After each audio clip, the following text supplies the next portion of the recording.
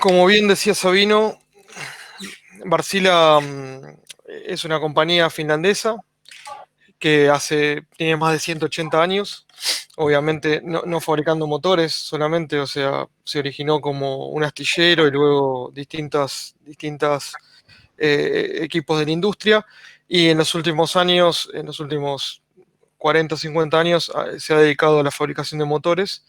Eh, Ahí podemos ver, digamos, Wärtsilä se destaca en dos áreas de negocio, la energía y las soluciones marinas. Como bien decía Sabino, esto nació como un motor marino que después se aplica a la generación de energía eléctrica, teniendo algunas características particulares a otras fuentes de energía que, bueno, ya vamos a ver que en algunos casos son ventajosas.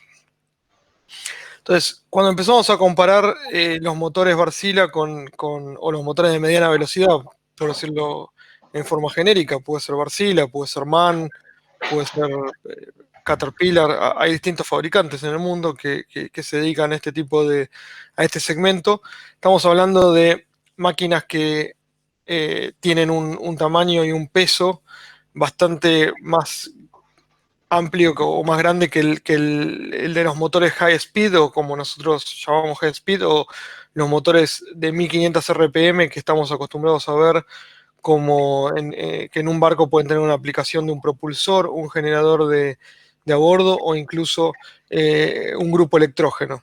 Ahí podemos ver la escala de lo que es un motor estacionario. Déjenme.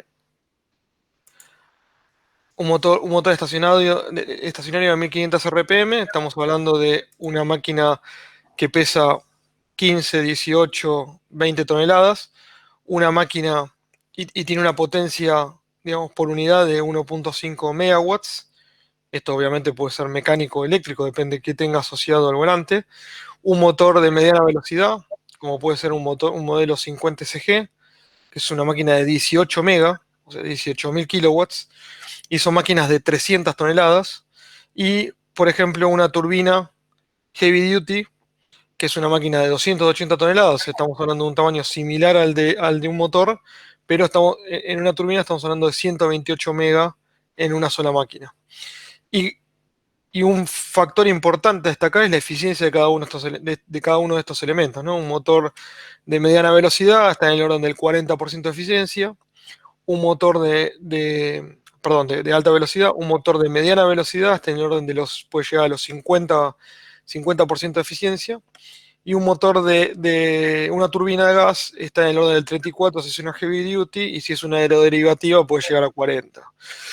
Esto nos indica de alguna manera que los motores de media velocidad ya tienen, digamos, podemos tomar que hay un factor diferenciador que es la eficiencia, ¿no? Es una máquina que tiene muy buena eficiencia obviamente, en ciclo abierto, y llamamos eficiencia a cuánta energía puedo tomar del combustible que le voy a suministrar al motor o a la máquina para consumir, ¿no? O sea, por cada unidad de combustible, cuánto lo puedo convertir en trabajo en el volante de la máquina.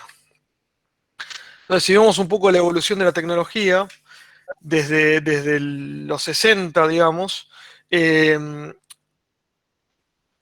este gráfico vamos a ver lo que es la línea de tiempo versus la eficiencia. Como en la línea naranja vemos cómo evolucionó la tecnología de motores reciprocantes, y en la otra línea cómo revolucionaron las turbinas, ¿no? Esto nos indica que en los 80 hubo un quiebre tecnológico y los motores comenzaron a ser más eficientes que las turbinas. O sea, en el día de hoy estamos hablando de que un motor tiene 6 puntos más de eficiencia que una turbina aeroderivada.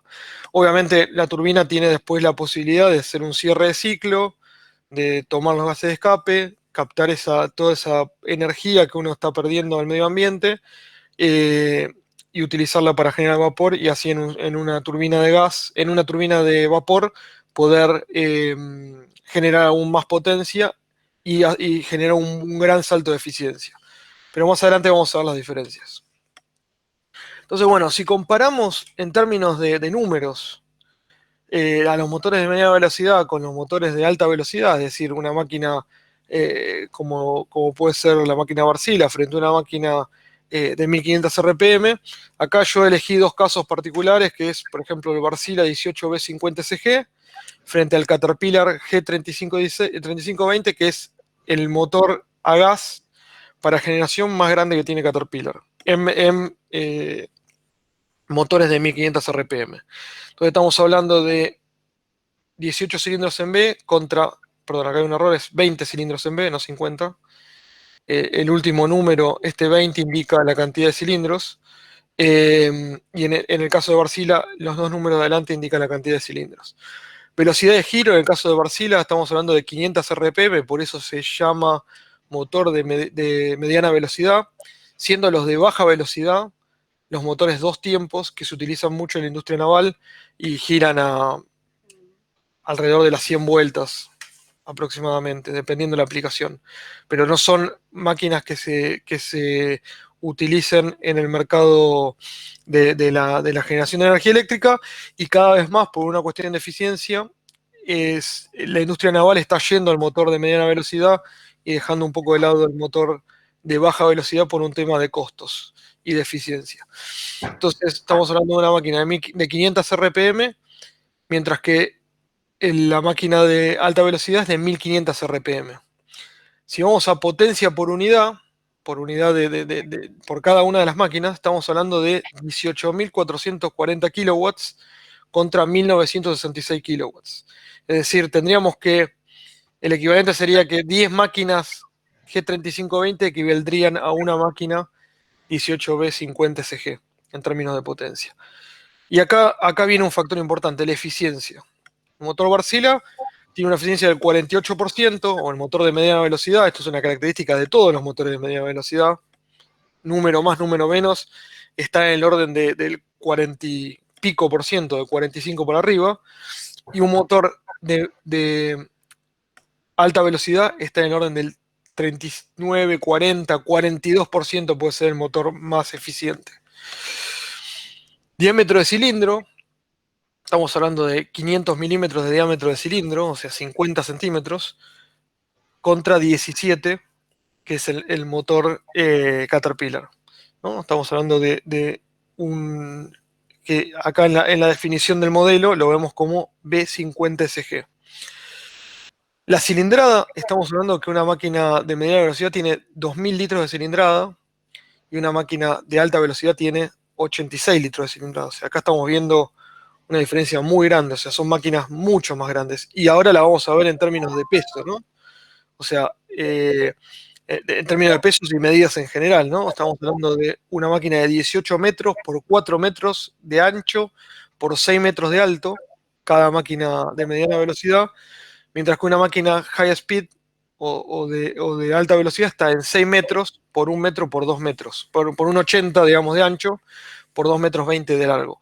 O sea, esta es una máquina que entra, básicamente, podría entrar en un container o podría subirse a un camión y transportarse de un lugar a otro, mientras que esta máquina, ya lo vamos a ver más adelante, requiere una logística mucho más compleja, y eso también requiere a que sean proyectos de más largo plazo. Digo, uno está acostumbrado a ver los motores high speed o de alta velocidad, tipo grupo electrógeno, muchas veces en la ciudad de Buenos Aires, dándole suministro de energía eléctrica a una subestación o a un edificio en particular porque hay algún problema en el sistema de distribución eléctrico. Y esas son máquinas que se pueden transportar dentro de un container de 20 o de 40 pies sin problemas en un camión. Bueno, las máquinas de mediana velocidad son de uso digamos, definitivo. Uno tiene que instalarla, tiene una obra asociada, un plazo de ejecución de obra, y es una instalación estacionaria, ¿no? Estamos viendo, por ejemplo, el peso de una máquina de mediana velocidad son 365 kilos contra el peso de una máquina... perdón, 365 toneladas 365.000 kilos, y una máquina como esta Caterpillar está en el orden de 18 toneladas. Entonces, son, digamos, equipos diferentes, ni mejor ni peor, son diseñados para aplicaciones diferentes. De repente, típicamente, si yo tengo un proyecto de muy corto plazo, no sé, un proyecto, una obra muy grande donde voy a tener que suministrar energía porque estoy lejos de un interconectado y esa obra va a durar un par de años, bueno, probablemente un motor de alta velocidad sea apropiado para esa obra porque yo voy ahí, lo instalo con un costo de instalación, un costo de capital muy bajo, y a los 2 años lo levanto y lo llevo a otro sitio. Cuando estamos hablando de un contrato de suministro de energía a una minera o a una petrolera o al sistema interconectado, y eso va a ser un contrato de 5 o 10 años, bueno, ya empieza a pesar tener una instalación con motores de mediana velocidad, básicamente por la cantidad de energía que voy a tener por metro cuadrado, por decirlo de alguna manera.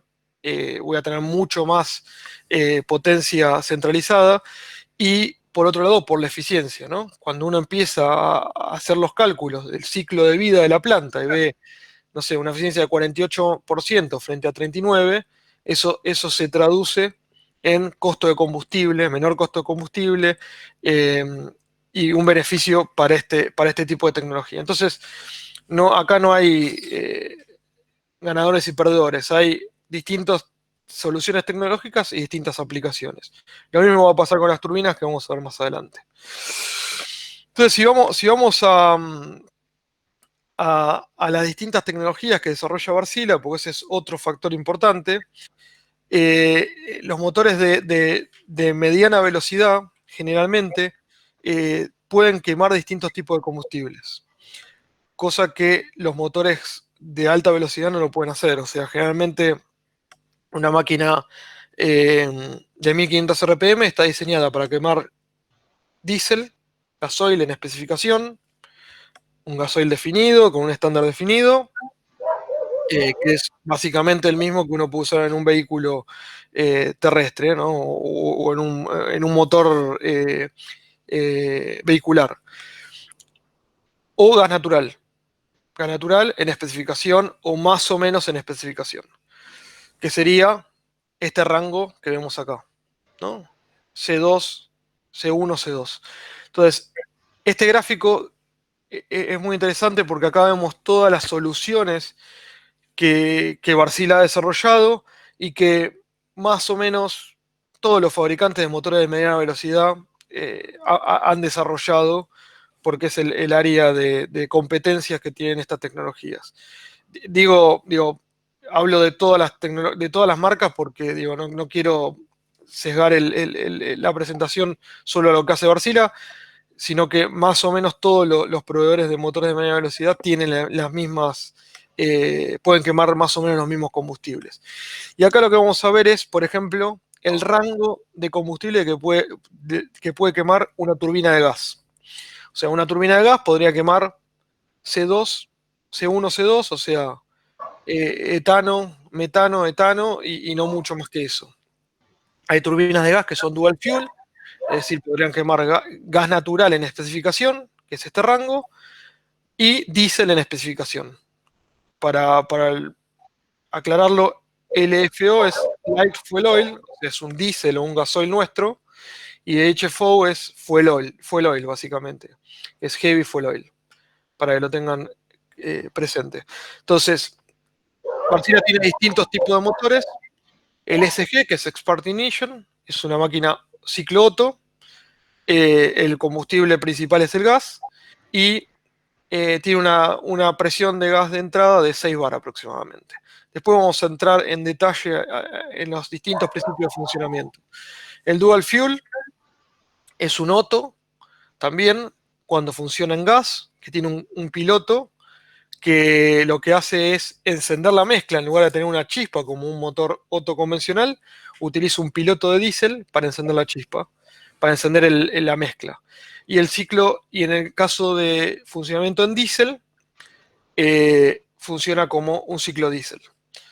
El combustible es gas y líquido, y también utiliza baja presión de gas, en el orden de los 6 bar.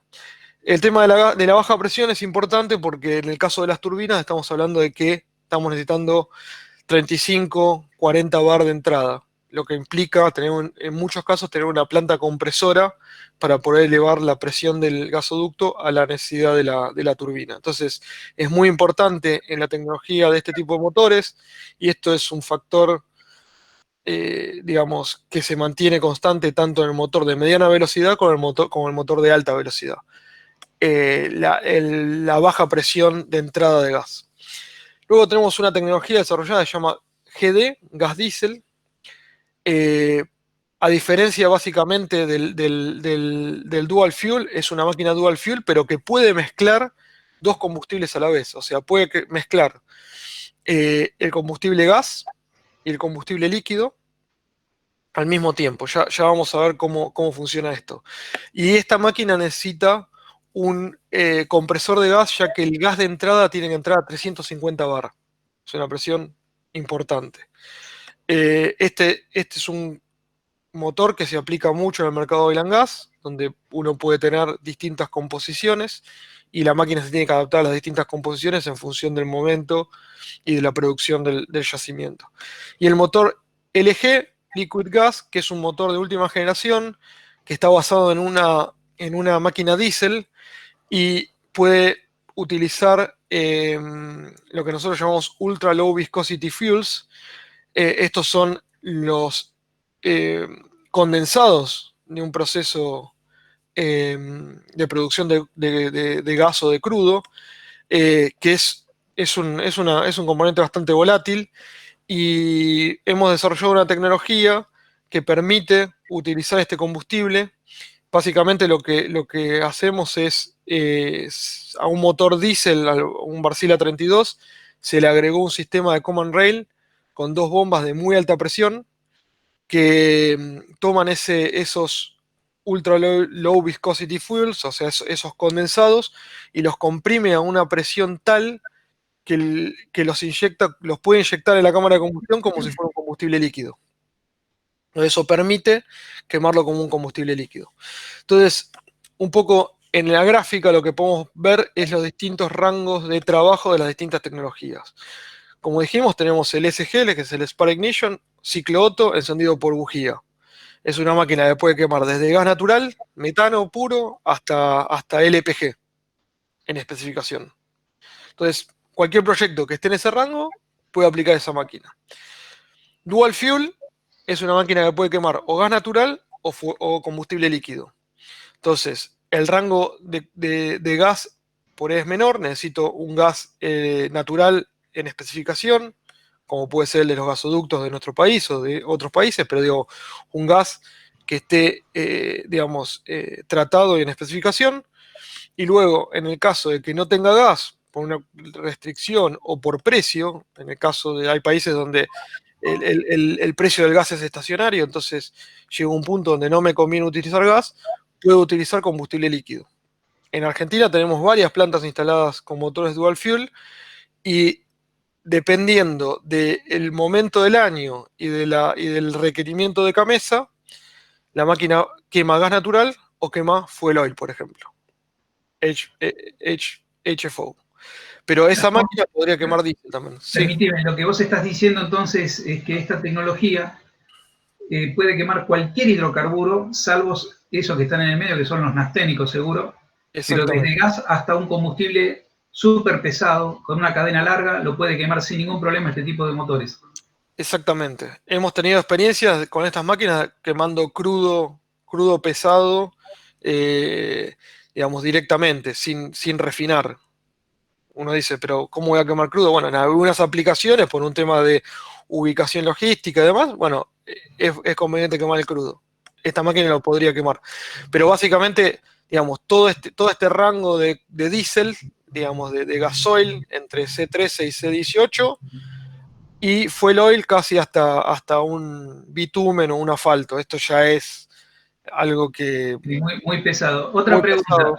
Ujú. ¿El piloto qué porcentaje se lleva del total? El piloto es con líquido, ¿verdad? El piloto es un combustible líquido, es diésel y es menos del 1% de toda digamos, de todo el combustible que uso por unidad de potencia.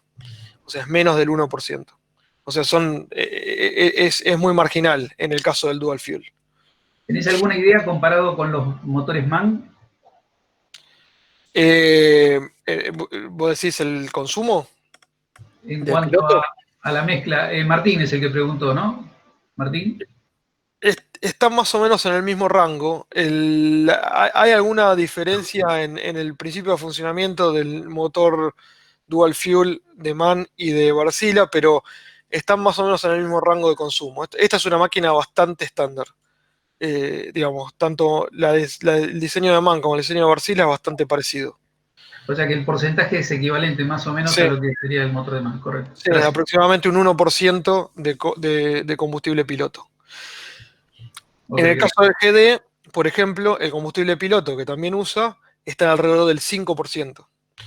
Ahora, esta máquina, como es una máquina más robusta, y más robusta en el sentido de diseño, digo, sí que vamos a definir Robustez. robusta en el sentido de flexibilidad, no de cálculo y de diseño del fierro en sí, sino de la flexibilidad y de lo que debería aguantar en términos de flexibilidad de combustible. Es una máquina que va a mezclar los dos combustibles, como dijimos antes, y como tiene un piloto del 5%, eso le permite tomar gas en un rango mayor en términos de calidad, ¿no? Y quemar fuel oil, pero, perdón, pero también le permitiría quemar crudos. Podríamos quemar combustible crudo en esta máquina. Lo mismo que la máquina diésel. La máquina diésel es una máquina ciclo diésel, básicamente. Esta máquina no es dual, no quema combustible gaseoso, pero sí puede trabajar en todo este rango de combustibles. O sea, yo puedo tener, por ejemplo, un modelo típico de estos es un 20B32. Un 20B32. Es una máquina, por ejemplo, en Costanera hay cuatro de esas máquinas instaladas en Central Costanera. En Central Costanera está quemando fuel oil, o sea, está trabajando en este rango.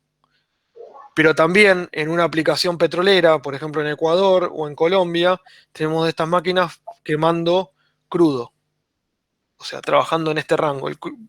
¿Por qué crudo? De vuelta, porque es un yacimiento aislado que antes quemaba diésel con motores de 1500 RPM y de repente el cliente hizo un análisis y vio que le convenía quemar directamente el crudo porque la máquina Wärtsilä era más eficiente, el combustible crudo al estar refinado es más caro y tiene la posibilidad de evitar la logística del combustible crudo. Y muchas veces, aunque parezca algo menor, quemar diésel tiene el problema de que como es un combustible estándar y se utiliza en distintas industrias, uno puede tener el problema de robo de combustible. Mientras que cuando uno quema un combustible que no es estándar, ya limita de alguna manera a que ese combustible va solo para esa planta y no la pueden, digamos, tiene baja siniestralidad. Y después existe el motor Liquid Gas, que es la última generación que hemos lanzado, que está hecho a base de un motor diésel, pero es este motor que tiene un sistema de command rail de muy alta presión que permite utilizar estos combustibles asociados, estos pesados, y permite comprimirlos a muy alta presión y quemarlos en el motor. Entonces esa máquina cubre el rango que las otras máquinas no cubren. Entonces, de esta manera lo que podemos decir es que Wärtsilä, con todos los productos que fabrica y ha diseñado, puede utilizar toda la cadena de hidrocarburos y puede quemar toda la cadena de hidrocarburos, desde gas natural hasta bitumen, asfalto. En realidad, hoy esto no se presenta como una solución porque aunque lo hemos quemado, en la época al principio de los 2000 hubo un proyecto con Petroamazonas, perdón, con PDVSA, donde se tomaba crudo muy pesado, se hacía una emulsión con agua y se utilizaba en un motor Wärtsilä. Y estaba en este rango de viscosidad. La orimulsión. Orimulsión, exactamente. Eso era una solución patentada por PDVSA, y bueno, luego la dejaron de usar y no, pero hay algunas plantas que funcionaron con esa tecnología. Muy compleja, pero bueno, existe y se puede. De hecho, hemos evaluado algunos proyectos en Argentina de petróleo muy pesado, que no digamos, algún yacimiento tiene petróleo muy pesado, no se puede ni siquiera refinar por un tema de costos, o sea, las refinadoras en Argentina no están preparadas para ese petróleo, y una opción podía ser utilizar una oleoemulsión para utilizar el petróleo ese. ¿Alguna pregunta? Hasta ahora lo que estás destacando es que esta tecnología tiene un rendimiento más alto que otras máquinas térmicas como la turbina de gas o motores rápidos, que tiene un rango de consumo de hidrocarburos amplísimo, o sea que va de un extremo casi al otro, te falta carbón ahí y alguna otra cosa, pero estás quemando cualquier tipo de producto. ¿Está bien? Exactamente, exactamente. Adelante. Esto no está en la cadena de hidrocarburos, pero es un combustible, o sea, también podemos quemar biocombustible. Obviamente los motores high speed o de 1500 RPM también lo pueden quemar, pero lo pueden quemar mezclado con diésel. Hay algunos modelos que pueden quemar biodiesel, pero Wärtsilä o los motores de media velocidad tienen la capacidad de poder quemar eh, aceite vegetal, por ejemplo. O sea, no necesariamente tenemos que llegar al nivel de refinación de un biodiesel, sino que podemos utilizar el aceite vegetal desgomado en el motor para quemarlo directamente. Acá, bueno, están listados, después lo pueden ver, distintas fuentes, ¿no? Aceite de palma, eh, bueno, soja, obviamente, eh, waste vegetable oils, o sea, aceites de descarte, grasa animal, bueno, una serie de aceites que se pueden utilizar en los motores.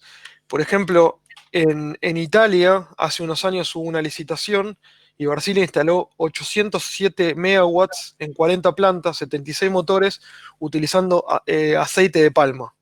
O sea, fue una iniciativa del gobierno donde importaba aceite de palma, creo que de Indonesia, y lo utilizaban en los motores. Y esas plantas siguen aún en operación. También estos se utilizan en máquinas diésel o dual fuel, pero también podemos utilizar biogás, ¿no? En la máquina SG, la máquina ciclo Otto, puede quemar biogás.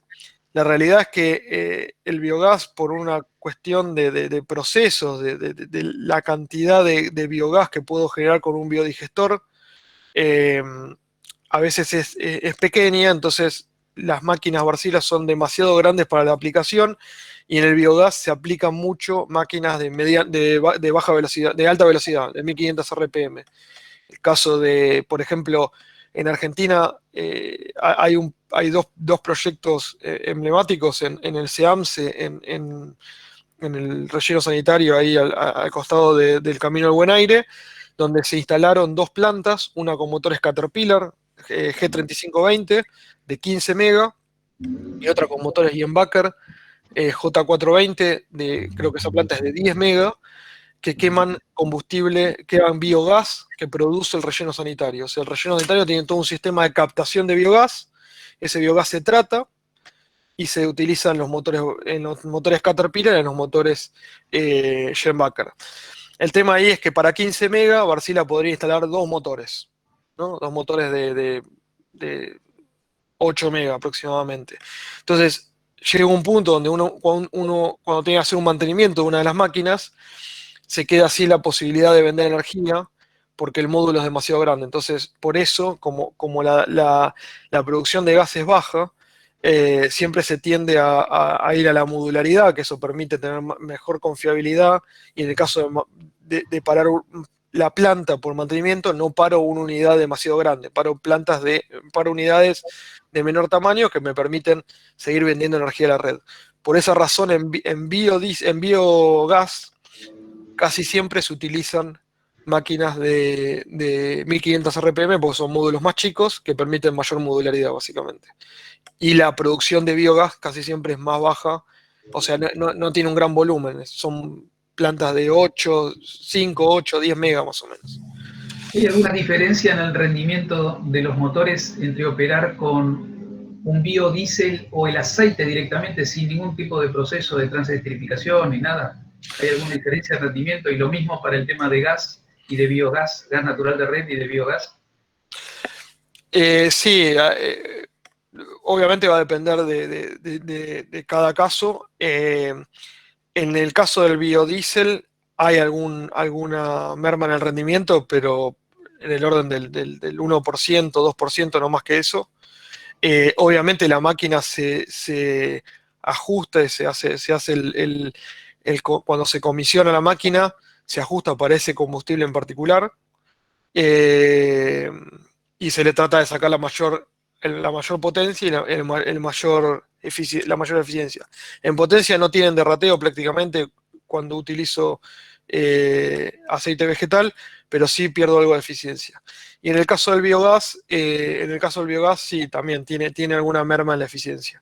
Dependiendo del origen, pero si es de muy mala calidad, puedo tener alguna merma también en la potencia de salida.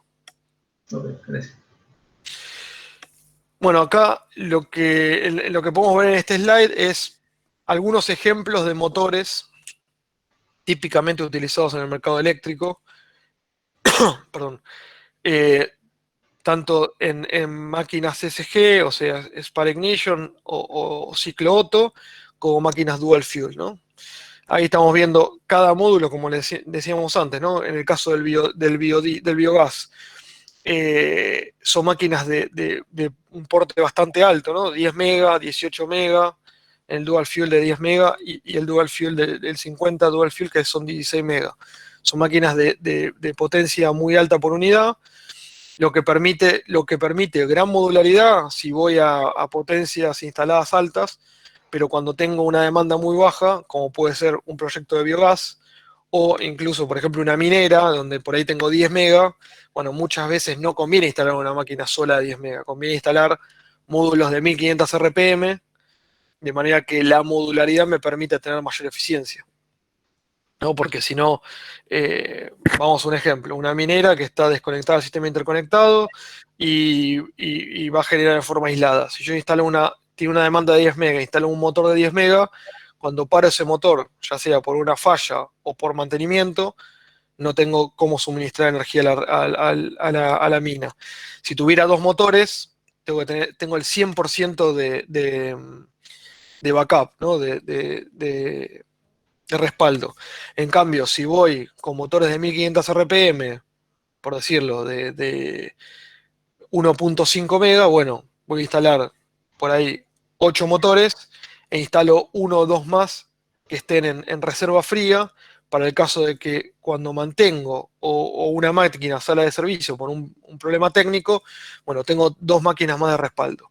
Entonces, de esa manera voy aumentando la confiabilidad del sistema. Por eso les decía, no hay una solución que sea para todas las aplicaciones, sino que dependiendo de la necesidad, uno tiene que ir a un motor de mediana velocidad, uno puede ir a un motor de 1500 RPM o puede ir a una turbina, dependiendo de la necesidad que tenga la solución que quiero dar, ¿no? Lo importante de esta filmina creo que es el tema del hit rate. Esto por ahí en el mercado eléctrico es muy importante, ¿no? Hablamos de 1880 kilocalorías, o sea, para que se den una idea, un ciclo combinado está en 1600, 1700 kilocalorías, o sea, una eficiencia del 50%, 51%, pero estamos hablando de un ciclo combinado por ahí de 400 o 500 megas, mientras que si yo tengo que instalar una planta de, por decirlo, no sé, 50 mega, bueno, puedo instalar 5 motores de estos y voy a tener una eficiencia que es muy buena, 45%, con una inversión mucho menor y con un periodo de construcción también mucho menor, porque digamos, ya vamos a ver más adelante que el proceso constructivo para una planta con motores de mediana velocidad es mucho más corto, porque son plantas modulares, que el proceso constructivo de un ciclo combinado, que es una obra mucho más compleja y más cara. Entonces, bueno, de vuelta, va a depender mucho de la aplicación. Cabe destacar que, como dijimos cuando hicimos la comparativa con los motores de 1500 RPM, el 18B50 SG es un motor que gira 500 vueltas, pero en el caso del 34 SG, o sea, estamos hablando de una máquina más chica, ¿no? Estas son 50 centímetros de diámetro de cilindro, acá estamos hablando de 34 centímetros de diámetro de cilindro, gira 750 RPM y pesa 130 kilos, ¿no? O sea, 130 toneladas, perdón. La mitad prácticamente la mitad que el otro. Más de la mitad. Entonces, bueno, son distintas soluciones y va a depender qué solución adopte en función de la necesidad que tenga. Digo, por una planta muy grande, por ahí voy a ir a modelos a los 50, para una planta mediana voy a ir a los 34. Eso es un tema de análisis y cálculo que tenemos que hacer en función de cada una de las aplicaciones. Un punto importante es, por ejemplo, miren, este factor es muy importante. La máquina Dual Fuel tiene un 45.6% de eficiencia en gas natural, pero cuando paso fuel oil estoy en 43.1%. O sea, digo, me fui a un combustible líquido por una cuestión, digamos, de producción de la planta, ya sea por precio o por disponibilidad o porque el que despacha el sistema me pide pasar a combustible líquido, y la merma en eficiencia son 2 puntos. O sea, yendo a un combustible líquido, la máquina sigue teniendo una muy buena eficiencia.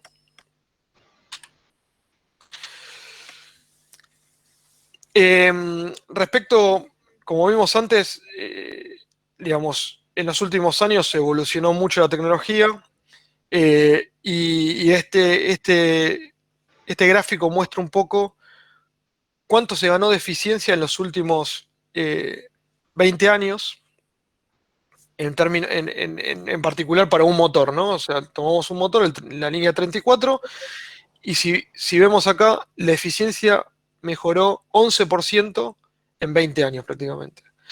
Y la potencia aumentó un 56% en el mismo periodo de tiempo. Para nosotros es muy normal medir los motores en términos de potencia por cilindro. O sea, el 34 era una máquina que en el 95 tenía 320 kilowatts por cilindro, y hoy está en el orden de 500 kilowatts por cilindro. Hoy está un poco más alto, está en 550 kilowatts por cilindro. O sea, un poco lo que muestra esto es el costo que tiene y el tiempo que lleva mejorar algunos puntos de eficiencia, y por ahí la potencia de salida o el output de la máquina, es más fácil lograr una mejora. Pero la eficiencia, cada punto de eficiencia, es un camino muy largo y una inversión muy alta en investigación y desarrollo. Entonces, bueno, si vamos a la parte más técnica, ¿no? O sea, un motor SG, básicamente, vamos a verlo muy rápido, es un motor ciclo Otto encendido por chispa. O sea, tiene una etapa es un motor 4 tiempos, obviamente, ¿no? De una etapa de toma de aire, ¿no? O sea, con el aire va a entrar el gas. Esto acá está dibujado como un inyector. En realidad lo que tenemos es una válvula controlada electrónicamente, que ya vamos a ver más adelante como un gráfico de encorte de cómo es la válvula. Entra la mezcla con gas. Luego tenemos la etapa de compresión, encendido, y después obviamente la expansión y escape. Es importante destacar que tenemos una precámara. O sea, la bujía no va directamente a la cámara de combustión, sino que tiene una precámara. Esta precámara tiene una entrada de gas independiente a la entrada de gas principal, y se genera una ignición primero en la precámara que luego enciende a toda la cámara de combustión. Esto es un tema, digamos, la eficiencia está relacionada con este tipo de detalles técnicos, como así también el tema de emisiones, ¿no? O sea, obviamente un factor importante en una planta que va a funcionar en forma estacionaria es el tema de nivel de emisiones, porque hoy a nivel mundial es un requerimiento fundamental cumplir con los niveles de emisiones que establecen los distintos entes. Y en nuestro caso, nosotros seguimos básicamente lo que establece y las metas definidas por el Banco Mundial. Entonces eso hace que tengamos que ir a este tipo de soluciones para mitigar y bajar el tema de emisiones y para ganar eficiencia, que están relacionados, ¿no? Muchas veces están relacionados las emisiones con la eficiencia. Bueno, si vamos al motor DF, como dijimos al principio, es una máquina que va a funcionar como ciclo Otto en gas natural y como ciclo diésel cuando funcione como combustible líquido. Acá acabo de aclarar que no requiere un cambio digo, una intervención técnica en la máquina. Digo, no es que tengo que cambiar inyectores o válvulas. Digo, el cambio de gas a diésel la hace directamente el operador con un doble clic desde la sala de control, ya sea de la sala de control de un barco o de una planta de generación, digo, de un puente de mando o de una planta de generación. Eh, ya vamos a ver que el motor dual fuel tiene también aplicación en el mercado marino.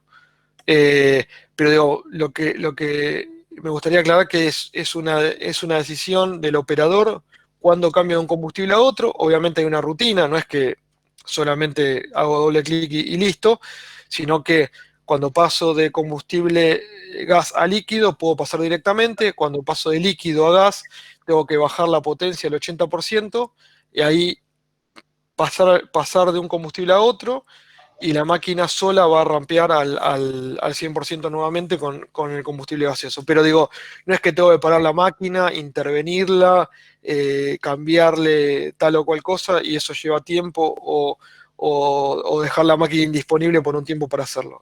Es directamente el operador decide cuándo cambia de un combustible al otro.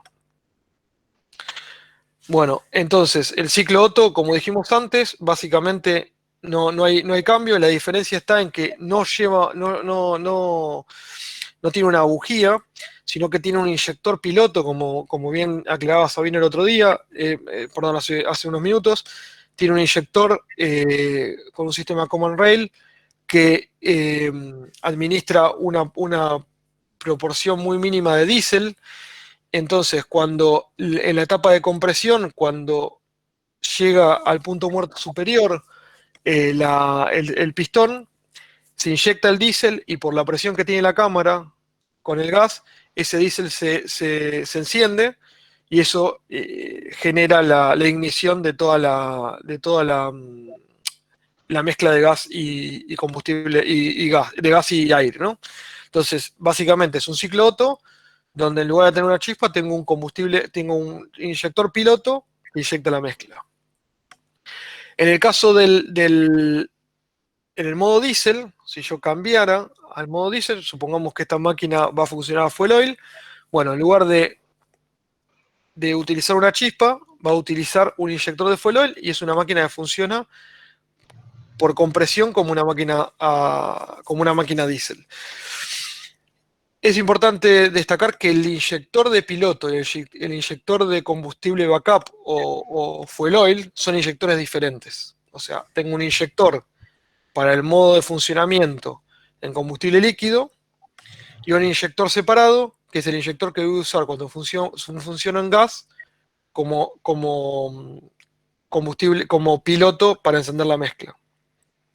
Y es importante aclarar también que así funciona en gas o en diésel o en combustible backup, el inyector piloto siempre está inyectando.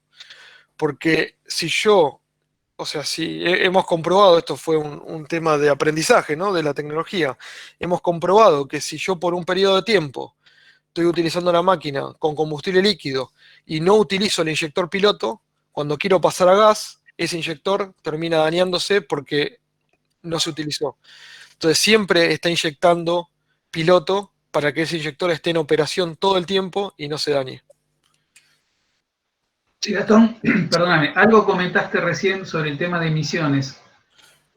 ¿Con qué estándares cumplen los motores, los distintos motores? ¿Hay distintos niveles o todos cumplen con el mismo nivel de norma en Tier 3, 4?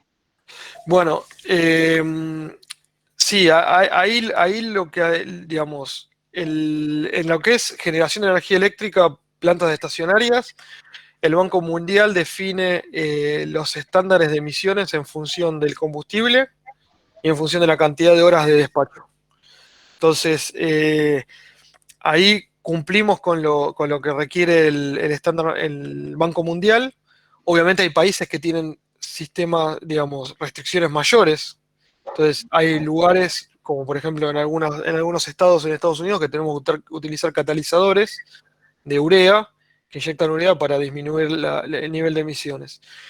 Y en el caso de aplicaciones marinas, hay una norma que creo que se llama IMO, que es que define los estándares de emisiones, y ahí también define el estándar en función de si el barco está navegando en alta mar o está llegando a un puerto y está en un área cerca de un puerto donde tiene niveles de restricciones de emisiones más altos, ¿no? Pero la definición de Tier 1, Tier 2, Tier 3, Tier 4 está más asociada a motores de 1500 RPM. Está bien, de todas maneras, lo que decís vos cumple con los estándares internacionales Sí. del Banco Mundial, que son más exigentes que lo que tiene Argentina en particular. Sí, en Argentina lo que rige para estos motores es, hay una norma denominada Resolución 220 del 2018, que lo que define es el método de medición por ejemplo, estamos hablando de una planta de generación de energía eléctrica, ¿no? Sí, sí. El método de medición y se basa en un estudio de dispersión.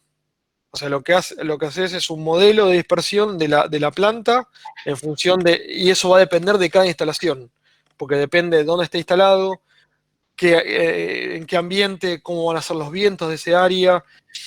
Por eso es importante muchas veces la altura de la chimenea de la planta, y lo que se hace es se mide la dispersión en un lugar determinado, a 1 metro de altura, en distintas áreas. Y después el que define los niveles de esas mediciones es la- el órgano de aplicación de cada jurisdicción. Por ejemplo, en Buenos Aires la OPDS. La OPDS te dice, bueno, para una planta de este tipo, yo necesito en esta región este nivel de emisiones. Entonces, en función de eso, tenés que hacer el modelo de dispersión y ver si cumplís o no ese nivel de emisiones. Eh, Hay una realidad que es que uno puede jugar con el seteo de la máquina y el nivel de emisiones está asociado a la eficiencia, o sea, al consumo específico de la máquina. Yo puedo hacer que la máquina por ahí consuma un poco más y bajar el nivel de emisiones, o puedo hacer que la máquina consuma un poco menos y tener un nivel de emisiones mayor.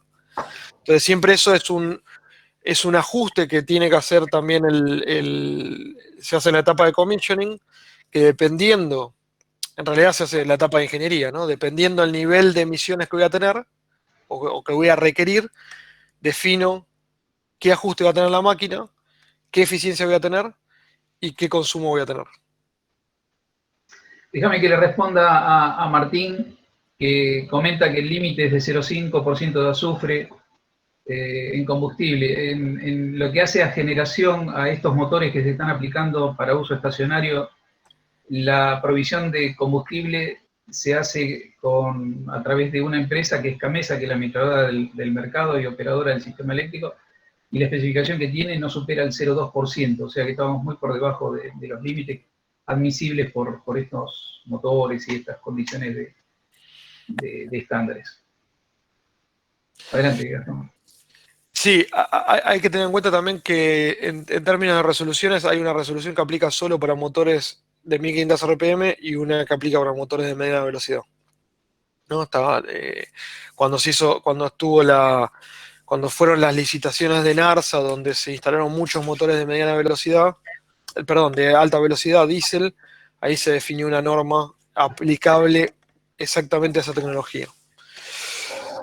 Bueno, si vamos al motor GD, básicamente el motor GD, como dijimos antes, es una máquina que va a poder, digamos, es un ciclo diésel que va a poder quemar gas a alta presión. Y la diferencia con el dual fuel anterior es que en la etapa de admisión, voy a abrir la válvula de admisión, va a entrar aire, solamente aire, y la inyección del gas se hace junto con el combustible piloto con un inyector definido y preparado para eso, que inyecta el gas y el piloto. O sea, si recordamos lo que dijimos antes, esta máquina es una máquina que inyecta el gas a 350 bar. Es decir, este piloto, inyector, va a pulverizar el combustible diésel junto con el gas a la vez, y eso va a encender la mezcla y va a generar la ignición. Entonces, si vemos, por ejemplo, este es cómo es el sistema DF, ¿no? Un corte de un sistema DF. Acá, como dijimos antes, tenemos un manifold de gas, tenemos una válvula de gas que va a ser controlada electrónicamente, que inyecta el gas, digamos, sí, inyecta el gas dentro de la cámara de combustible, dentro de la cañería de admisión, y la que define cuándo el gas va a entrar a la cámara de combustión es la válvula de admisión. En paralelo tenemos un inyector bomba para el combustible de backup. Este es el caso de que funcione con fuel oil, por ejemplo. Este inyector va a ser el que funcione. Y tenemos un sistema common rail, que es para el inyector piloto. Entonces, en el caso de que funcione con gas, esta válvula va a actuar, va a entrar el gas junto con el aire, el pistón va a subir, va a comprimir, y cuando esté cerca del punto máximo superior, va a inyectar el piloto a través de este inyector. En modo gas, el inyector backup está completamente en desuso. Ahora, cambio a modo backup, o sea, combustible líquido. Esta válvula no va a funcionar, va a estar cerrada. Y lo que vamos a hacer es, en el momento que corresponde, en función del giro de la máquina, el inyector bomba va a actuar y va a inyectar combustible líquido, fuel oil, por ejemplo, o diésel, dependiendo de la configuración de la máquina, pero vamos a suponer que es una máquina fuel oil, va a inyectar el fuel oil y también va a inyectar el diésel con el piloto, por lo que dijimos antes, para que este inyector esté en operación y no se dañe en el funcionamiento en backup. Entonces, básicamente, ahí funcionamos como una máquina diésel. Eso es más o menos el funcionamiento general de una máquina dual fuel. Por supuesto, todos estos inyectores están asistidos electrónicamente, tenemos sensores de distintos tipos que van a estar monitoreando presiones, temperaturas, el knocking de la máquina, bueno, distintos tipos de sensados necesarios para... Perdón que por ahí yo no me di cuenta y no se ve nada. Para la operación de la máquina. Entonces, bueno, vamos a... No sé qué hora es. Estamos 7:20. Vamos a ir acelerando un poco esta parte que ya la hemos revisado. Este es, bueno, el motor GD. El motor diésel, quemando crudo. Puede quemar entre crudo y fuel oil. Tiene la misma performance en los distintos combustibles. Tiene alta eficiencia y alto respuesto a la toma de carga. No puede quemar combustibles de baja viscosidad. Y el combustible de baja, digamos, combustible que no tenga alto poder calorífico, digamos, que no se puede encender correctamente.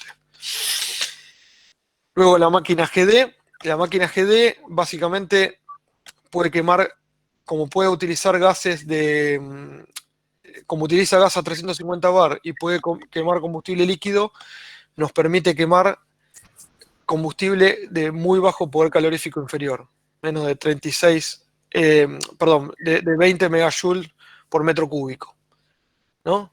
Eh, entonces, acá a lo que se refiere, que tiene limitación al uso de gas natural menor a 36 megajoules por metro cúbico, es porque en este caso, si yo utilizo un combustible con muy poco poder calorífico, voy a reemplazar ese poder calorífico por el combustible líquido. Entonces, ahí, ahora vamos a ver cómo es la ventana de trabajo, va a reemplazar por mayor combustible líquido. Para tener presente, el gas natural está en el orden de 40 megajoules por metro cúbico, ¿no? El gas de línea. Entonces, en el GD tenemos esta ventana de fuel sharing o ventana de trabajo, que lo que permite es a los distintos niveles de carga poder moverme en esta ventana de operación. ¿Esto qué nos permite hacer? Si tengo un gas de muy buena calidad, supongamos que en un momento está viniendo gas de muy buena calidad y la máquina está al 100%, voy a poder quemar el 90% de gas, 95% de gas y 5% va a ser combustible líquido para el encendido. Ahora, si el gas baja su calidad, bueno, yo me puedo mover en esta curva y puedo ir mezclando la cantidad de líquido que voy a usar hasta este punto. O sea, puedo estar funcionando al 100% de la potencia y mezclar más gas, más líquido y menos gas. Entonces, puedo definir, por ejemplo, puedo decirle al sistema que quiero operar acá, al 70% de carga, y quiero mezclar 50% de gas y 50% de combustible líquido. O puedo dejar que la máquina sola vaya viendo cuál es la calidad del gas y en función de eso se vaya moviendo por esta ventana y vaya mezclando líquido y gas en función de la calidad del gas y la potencia que demande la máquina. Entonces eso me permite, en el caso de una aplicación, por ejemplo, oil and gas, donde los baches de gas pueden ir variando, que la máquina vaya tomando más o menos combustible líquido en función de la calidad del gas. Es importante aclarar también que en el último sistema de control que hemos desarrollado podemos instalar un cromatógrafo en línea, que no solo aplica para esta máquina, aplica para las máquinas Dual Fuel y las máquinas SG también. Y el cromatógrafo en línea lo que va a ir monitoreando el gas que va a entrar a la planta y en función de eso va a ajustar el punto de encendido de la máquina. Entonces eso permite que la máquina pueda ir ajustándose a la calidad del gas en función de cómo viene el gas. Obviamente en una planta que está conectada a un sistema de gas comercial, es muy difícil tener una variación de gas que afecte la performance de la máquina. Pero en instalaciones remotas o en el mercado del petróleo es muy normal tener una gran variación de gas cuando estoy trabajando, por ejemplo, con gas asociado. Entonces, por eso es muy bueno este tipo de aplicaciones o usar el cromatógrafo en línea para algunas aplicaciones.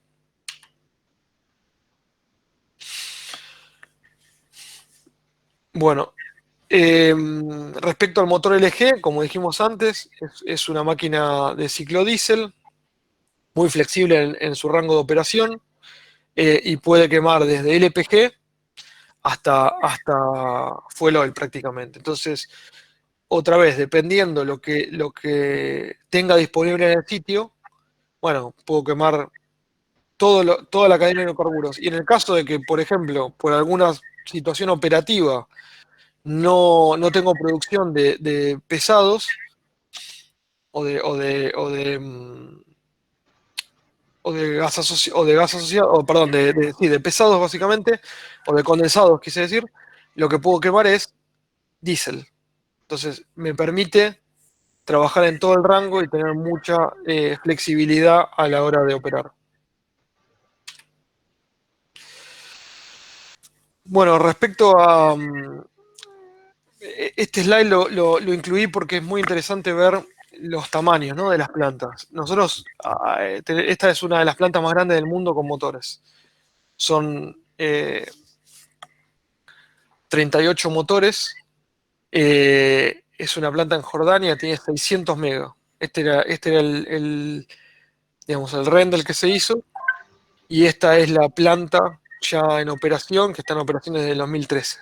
Esta es una planta dual fuel, ¿no?, con motores 18V50DF.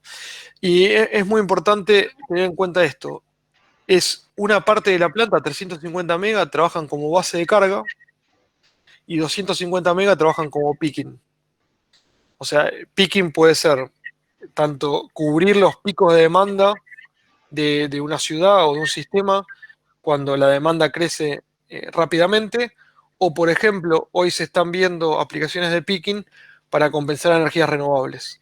Digo, la energía renovable tiene una característica eh, que es la intermitencia, ¿no? O sea, uno no puede elegir cuándo tener digamos, cuándo el sol se va a poner o cuándo el viento va a dejar de soplar.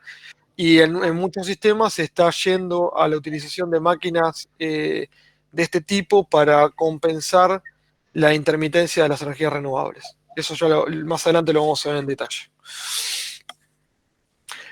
Otro factor técnico interesante para tener en cuenta es el aprovechamiento de calor. O sea, nosotros dijimos que en potencia estamos hablando de que por digamos, el motor eléctricamente le podemos sacar entre 47, 48 hasta un 50% de eficiencia.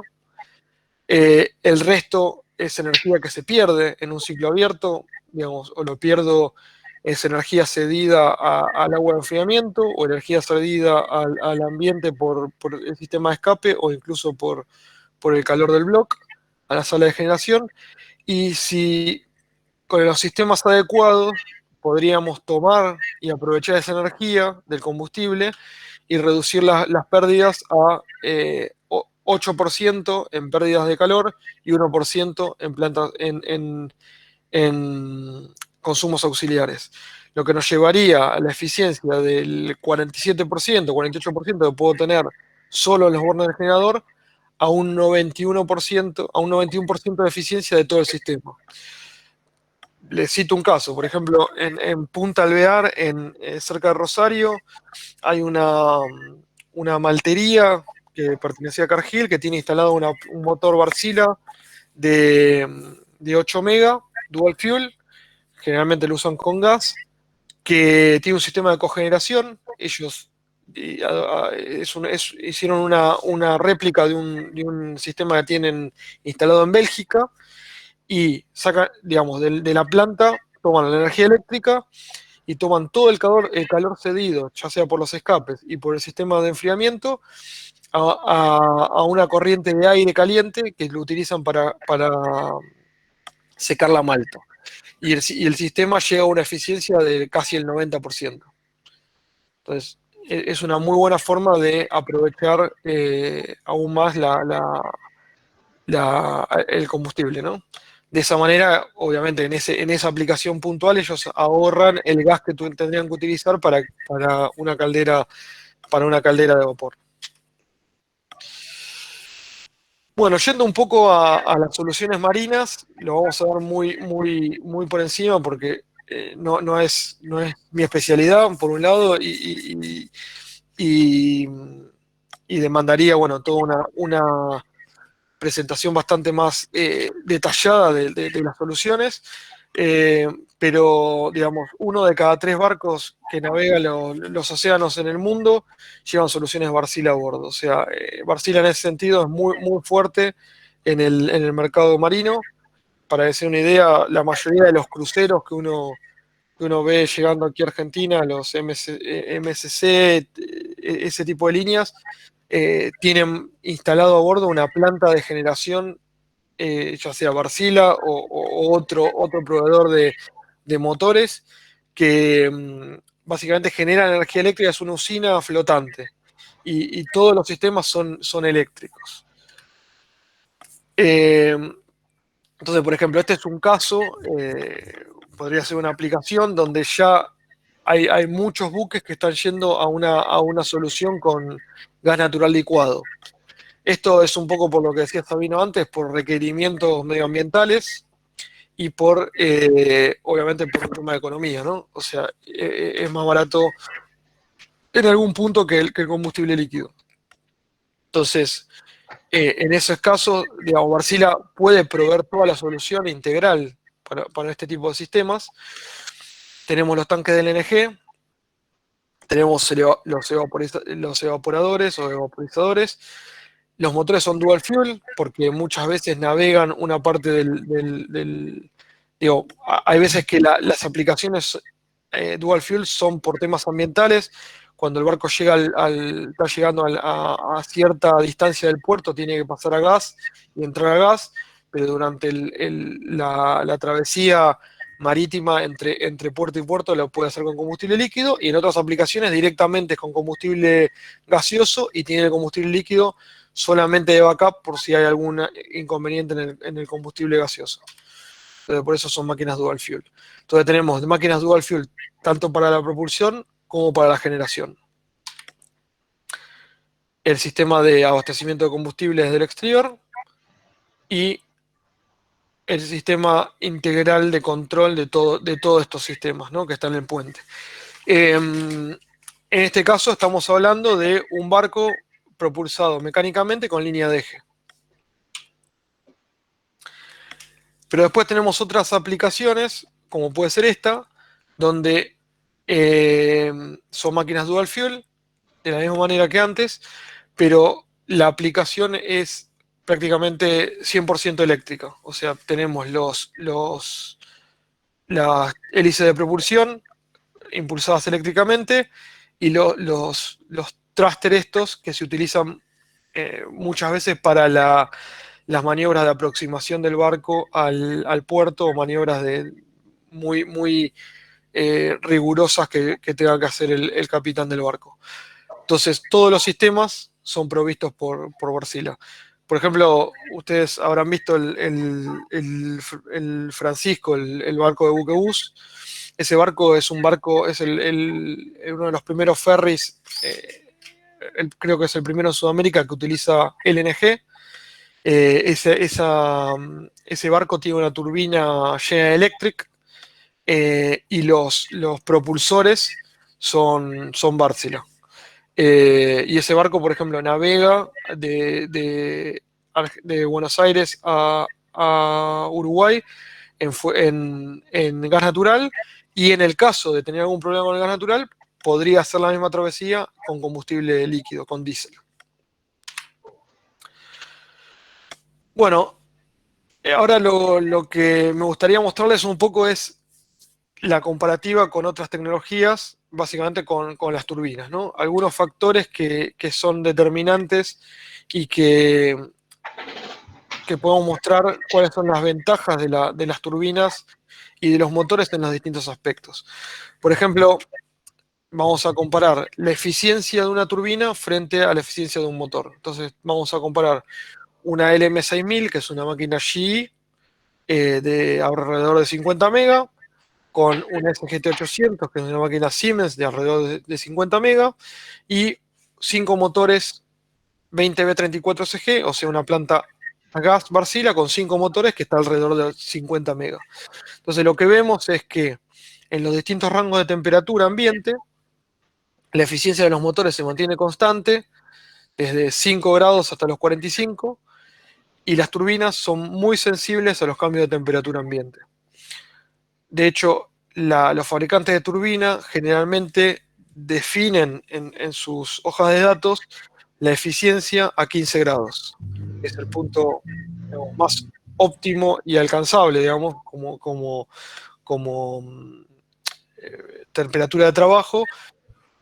Entonces definen la eficiencia del sistema a los 15 grados, ya que, como vemos acá, si la definieran a una temperatura menor, eh, esto tendría un impacto muy grande. Ahora, imagínense ser un generador de energía eléctrica, tener que definir, o sea, como ustedes saben, muchas veces el despacho de la energía está dado por mérito. El mérito está dado por la eficiencia que tiene la máquina o el consumo específico. Entonces, imaginemos por un instante tener que definir el consumo específico de la máquina y que lo hago a 15 grados, pero después llega el verano y tengo un día de 35 grados. O sea, por mérito esa máquina no despacharía, mientras que una máquina digamos, una planta basada en motores de mediana velocidad tendrían un rango de despacho mucho más parejo y no dependerían tanto de la temperatura ambiente. Es un factor importante desde el punto de vista del despacho de la máquina. O ni hablar si estamos hablando del costo del combustible, ¿no? O sea, obviamente si estoy el rango de trabajo por el área, la zona geográfica donde estoy instalando y el clima donde estoy instalado, tengo 35 grados de temperatura ambiente promedio durante todo el año, obviamente voy a tener una merma en eficiencia y voy a tener mayor consumo específico de combustible con las turbinas. Lo mismo pasa de alguna manera ¿se acuerdan que antes hablamos de modularidad? ¿No? Entonces, ¿qué pasa si tengo 100% de carga y tengo que hacer, digamos, la planta va a despachar al 100% de carga 50 megas, pero de repente tengo que hacer un despacho parcial de mi planta? Entonces, cuando estoy en 50 megas, perfecto, estoy en el óptimo de la eficiencia de todas las máquinas, ¿no? Estamos de vuelta comparando las mismas tecnologías. Ahora, de repente tengo que bajar a 60% de carga, porque el órgano de despacho me pidió que despache menos, o porque mi sistema aislado, mi minera, tiene menos demanda porque se detuvo el proceso productivo, o porque el proceso productivo tiene un bache en la producción de cierto proceso. Entonces bajo al 60% y ahí la eficiencia, el consumo específico de mi máquina baja abruptamente. Mientras que si tengo motores, si tengo modularidad, yo puedo ir jugando con la cantidad de motores que voy a tener encendidos para siempre estar en el óptimo de eficiencia. Es decir, probablemente si cada motor de si estos son 50 megas y cada uno de los motores son 10 megas, probablemente puedo apagar dos motores y estar generando el 50%, o sea, unos 25 megas, en el óptimo de eficiencia. El óptimo que me permite, ¿no? Porque una máquina, obviamente no voy a tener las máquinas no voy a poder tener tres máquinas al 100% porque van a ser 60 megas. Pero bueno, esto nos permite de alguna manera siempre utilizar el óptimo de eficiencia de cada una de las máquinas. Ahora vamos a hacer una comparativa de algo más grande, ¿no? O sea, vamos a comparar turbinas heavy duty en ciclo combinado, ¿no? Una turbina con un ciclo combinado, un 2 más 1, un 1 más 1 y 18 veces 18B50 SG, o sea, 18 unidades 18B50 SG, que son máquinas a gas, con FlexiCycle. Después vamos a ver bien qué es el FlexiCycle, pero para adelantarles, es un sistema de recuperación de gases de escape que me permite tener un ciclo combinado con motores. Entonces, ahí vemos cómo la temperatura ambiente también afecta la eficiencia en este tipo de tecnología. O sea, lo que estábamos viendo anteriormente eran turbinas aeroderivadas y ahora estamos hablando de turbinas heavy duty a ciclo combinado. Vemos que las potencias son mayores, estamos hablando de 360 megas, y vemos cómo la planta Wärtsilä podría mantener la potencia de salida constante en todo el rango de temperatura, mientras que las turbinas de ciclo combinado tienen una merma en la producción de potencia a medida que la temperatura de ambiente va aumentando. Es decir, lo que podemos sacar como conclusión hasta ahora es que la temperatura ambiente impacta sensiblemente en las turbinas, tanto en potencia como en eficiencia, mientras que los motores no son tan sensibles a la variación de la temperatura ambiente.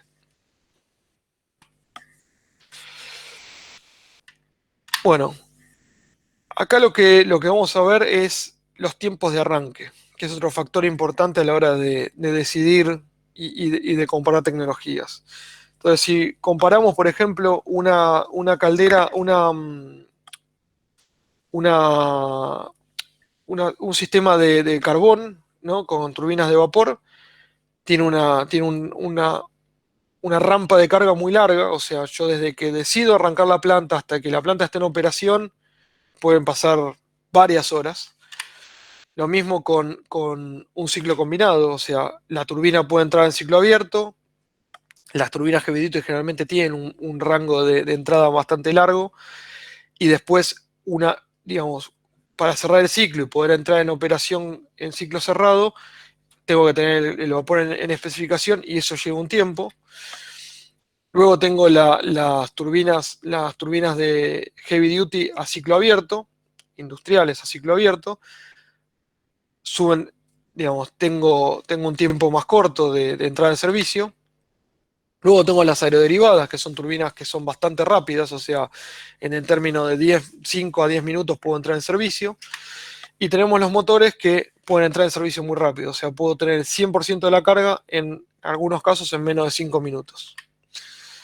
Entonces, lo importante es que puedo entrar muy rápido, puedo tener las turbinas, los motores pueden entrar en servicio muy rápido, puedo tener el 100% de carga en 5 minutos. Y otro factor que es importante introducir en esta parte de la charla es el tema de arranques y paradas. Las turbinas generalmente tienen horas equivalentes de arranques y paradas. O sea, yo tengo un cronograma de mantenimiento, pero si mi turbina arranca y para muchas veces por día o en un periodo de tiempo, eso me va sumando horas equivalentes y mi cronograma de mantenimiento se empieza a achicar. Entonces, lo que yo tenía que hacer a las 24.000 horas, lo voy a tener que hacer probablemente, dependiendo las horas equivalentes, a una menor cantidad de horas. Entonces, eso al final del día impacta en el OPEX de la planta. Mientras que los motores tienen el mantenimiento está determinado por la cantidad de horas de trabajo. Eso igualmente nos vamos a ver en más detalle en un rato. En este slide podemos ver la eficiencia en función de la flexibilidad. Vemos que tenemos los ciclos combinados las turbinas de ciclo combinado, las turbinas de carbón, la planta de carbón y las nucleares, o sea que tienen estas eficiencias, pero la flexibilidad es muy baja. Las turbinas industriales, las aeroderivadas tienen baja eficiencia, un poco mejor eficiencia que las industriales y un poco más de flexibilidad.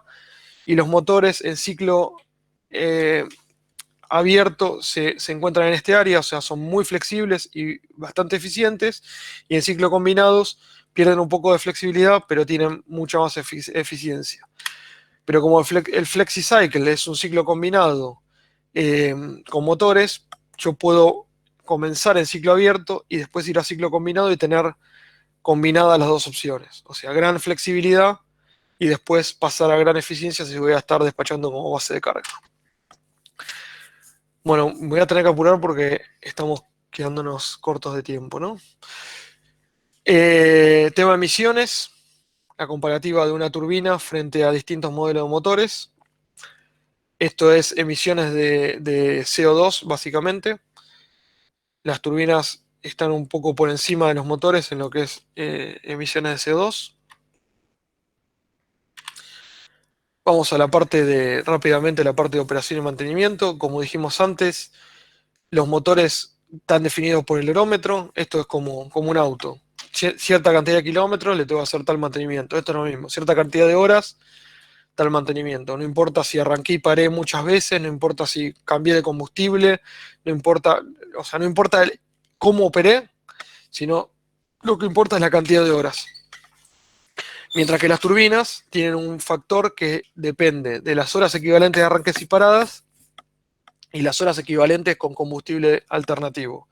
Es decir, no es lo mismo una planta que arranca, funciona a base de carga y utiliza solo gas natural, que una planta que va a arrancar y parar muchas veces en un ciclo determinado, o va a ir cambiando de combustible de diésel a gas y de gas a diésel muchas veces en el mismo ciclo.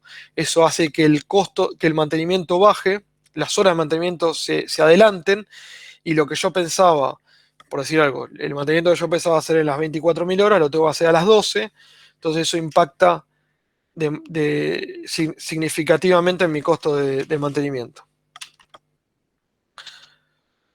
Entonces acá vemos un poco un resumen, ¿no? No existe la línea base son unas 8.000 horas por año, o sea, no importa qué pase, yo sé que voy a despachar 8.000 horas, tengo que ver qué mantenimientos entran en esas 8.000 horas, mientras que en la turbina tengo que ver en las horas de un año, bueno, cuántas veces voy a arrancar y parar, qué tipo de combustible voy a usar y demás. Entonces afecta significativamente los costos de mantenimiento. Bueno, acá un poco define las paradas, porque, digamos, hay una larga discusión respecto a la disponibilidad, pero si yo tomo 48.000 horas, que es un overhaul completo de la máquina, o sea, una primera vida de los motores o de las turbinas, más o menos la cantidad de tiempos de parada está en el mismo rango. O sea, por ahí tengo un poco menos de tiempo de parada en un motor que en una turbina, ya que, por ejemplo, en la inspección de gases calientes, eh, tengo que sacar una parte de la turbina y mandarla a hacer un overhaul a un taller específico, homologado y demás, que muchas veces en Argentina demanda una exportación de la turbina y luego una reimportación que lleva 6 meses por ahí. Entonces, bueno, mientras que en el caso de los motores son todas piezas que obviamente no se fabrican acá, se importan, pero se hace el mantenimiento localmente. No tengo que no tengo que exportar temporalmente en ninguna parte. Gastón, Sí. perdóname, pensé que habías terminado esta. Más atrás dijiste que las emisiones estaban y mostraste una gráfica donde había dióxido y metano en las emisiones, que se cumplía perfectamente. Sí, Las emisiones de metano, pregunta Martín por acá, ¿a qué se deben? ¿Al ajuste pistón con la camisa, los aros con la camisa? Esto sí, se llama gas slip. No, es básicamente emisiones de gas que no terminan de combustionar en la cámara y cuando en el proceso de escape sale a la atmósfera. O sea, es O sea, parte es de gas que no termina de combustionarse. De gas combustión. inquemado, gas inquemado, ok. Exactamente. Gracias. Ahí viene el término lean burn de los motores. O sea, los motores a gas se trata, digamos, es un desafío técnico tratar de quemar todo el gas que entra en la cámara de El combustión. 100% de la serie. Claro. Bueno, rápidamente, si yo tengo varios motores, voy a ir parando de a uno y siempre voy a tener, digamos, a lo largo del tiempo, si yo defino un periodo de tiempo de 6 años, bueno, mi disponibilidad de energía va a ser esta. Mientras que la turbina, cuando saco una turbina de servicio, saco todo el bloque, digo, por decirlo rápidamente. Si tengo 100 mega de motores en 10 motores, voy a sacar una décima parte por mantenimiento por vez. Si yo tengo una turbina de 100 mega, cuando la paro por mantenimiento, saco los 100 mega. Me quedo sin nada durante el periodo de mantenimiento. Entonces, un poco esto lo que grafica es la disponibilidad de la capacidad o la firmeza de la capacidad. Obviamente en un sistema, en una planta, en el sistema interconectado, todo esto está previsto por los contratos. O sea, como decía Sabino antes, ¿no? O sea, si yo tengo una turbina de gas en mi sistema, yo le aviso a Camesa, mira, de tal fecha a tal fecha voy a estar fuera de servicio por mantenimiento. Camesa lo pone en su planificación y sabe que esa planta no va a estar disponible durante ese periodo. En los sistemas está planteado este tema y está resuelto. Pero bueno, es un factor importante, ¿no? O sea, en algún punto tiene un impacto. Bueno, vamos a ver esto rápidamente. La influencia del envejecimiento en la performance. Acá vemos cómo influye en la potencia, ¿no? Una turbina nunca vuelve a tener la potencia original de fábrica. En cambio, el motor, la potencia no tiene ningún impacto por el envejecimiento ni por la cantidad, es decir, por la cantidad de horas. El consumo específico tiene una degradación muy menor y cuando hago el overhaul mayor a las 48, 50.000 horas, vuelvo como una segunda vida al motor y vuelvo a las condiciones originales de fábrica. Mientras que las turbinas, las heavy duty, no pueden hacer eso. O sea, cuando hago el overhaul, gano de vuelta algo de eficiencia, pero nunca llego a la eficiencia original de fábrica. Lo mismo en la potencia de salida. Y las aeroderivadas, de vuelta, cuando es un poco más parecido a los motores. Cuando llego a la vida, a la segunda vida, puedo resetear y volver a las condiciones de fábrica. Bueno, entonces una comparativa respecto siempre hay una discusión de cuánto es el costo de mantenimiento de los motores, ¿no? Siempre se dice que en base de carga, una turbina heavy duty, un ciclo combinado y una aeroderivada tienen estos costos de mantenimiento. Esto estamos hablando en euros por megawatt hora de despacho. Pero cuando a la turbina le empiezo a agregar los factores relacionados con el arranques y paradas, esto que hablábamos antes de las horas equivalentes, de combustible y demás, llevamos a que los costos empiezan a aumentar y el motor siempre mantiene su costo de operación de mantenimiento siempre constante. Es importante destacar los consumos específicos de aceite de los motores, están en 0,25 gramos por kilowatt hora en las máquinas a gas, y en las máquinas funcionando a líquido están en 0,45 gramos por kilowatt hora. Estos generalmente son valores que nosotros garantizamos bajo contrato. Entonces es importante que los motores de combustión interna no se ven afectados por los arranques y paradas, por el ciclado, múltiples unidades pueden modular carga, que es lo que hablábamos antes, y la utilización de combustibles alternativos. Es decir, los costos de mantenimiento no varían ante las diferentes condiciones de trabajo que puedan requerir el sistema. Esto lo llamamos flexibilidad operacional, básicamente.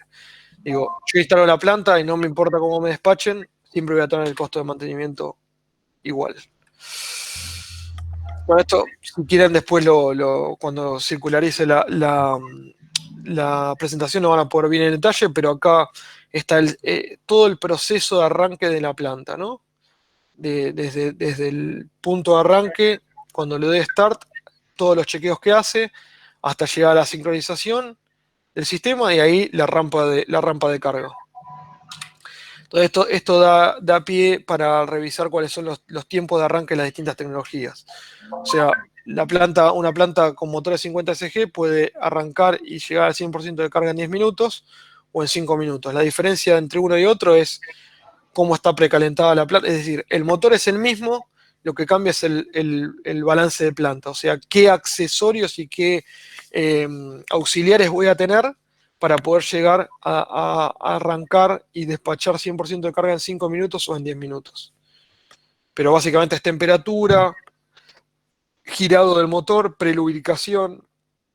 Acá está detallado exactamente qué es lo que la diferencia básica entre las dos opciones. Perdón que voy a ir un poco más rápido, pero nos estamos quedando sin tiempo. Lo mismo con los dual fuel, entre 15 y 10 minutos.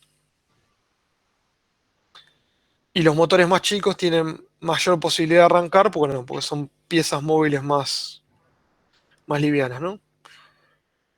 Tienen más posibilidad de arrancar rápido. Entonces, de vuelta, esto es qué pasa en un sistema si voy bajando, me va bajando la potencia, y yo puedo ir bajando la cantidad de unidades, mientras que las turbinas tienen que, como son una unidad única, no pueden modular y tienen que bajar la carga de la unidad única. Entonces nosotros vamos bajando la eficiencia, vamos bajando la cantidad de unidades para poder mantener la eficiencia. Bueno, un poco rápidamente la modularidad. Acá vemos, por ejemplo, un esquema. Este es el motor. En cada planta tiene la cantidad de motores que sea necesario para llegar a la potencia máxima necesaria. Y después todos los sistemas auxiliares. Sistemas que son comunes, como pueden ser los tanques. Es importante destacar que son sistemas de enfriamiento cerrados, es decir, no hay consumo de agua. El agua es como el motor de un auto, digamos, se recircula y se enfría en un aeroenfriador. Sistema de escape, sistema de aire de entrada de los turbos, bueno, va a tener un sistema de ventilación de la planta de la sala de generación. Sistema de aire comprimido para el arranque, sistema de aire comprimido para la instrumentación.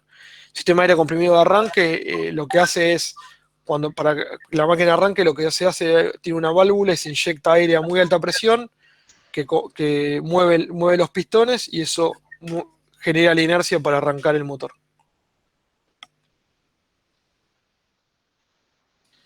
Estos son los auxiliares de la planta, más en detalle.